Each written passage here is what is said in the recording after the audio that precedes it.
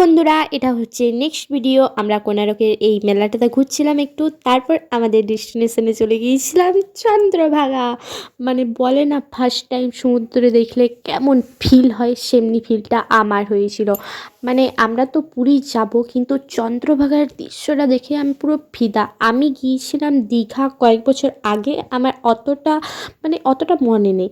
যাই হোক, এই চন্দ্রভাগার এই সমুদ্রটা দেখে আমি কি বলবো, নিজেকে আটকে রাখতে পারিনি, এত পাগলের মতো করছিলাম।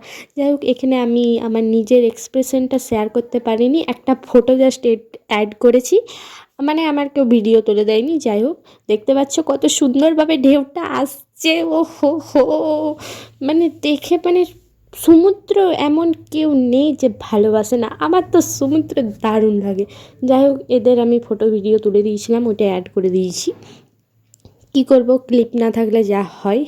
এই আমার বোন বলছিল ফটো তুলে দে, সেটা ফটো তুলে দিয়েছিলাম। আর এই যে আমার ফটোটা আমি লাগিয়ে দিলাম। তারপর আমরা চলে গিয়েছিলাম আমাদের নেক্সট ডেস্টিনেশন ধবলগিরি। এই মন্দিরটা যেতে আমাদের অনেকটাই রাত হয়ে গিয়েছিল, কিছু করার নেই। রাত হলে সেদিনটা আমরা, আর এখানে আমার অবস্থা দেখতে পাচ্ছ, একটি ড্রেস পরে কিন্তু আমি সারাদিনটা কাটিয়ে দিলাম। আমি বলে না, কিন্তু আমাদের সাথে যারা এসেছিলো একটি ড্রেস পরে কাটিয়ে দিয়েছে, কারণ সেদিনটা আমরা ভালো করে টাইমই পাইনি।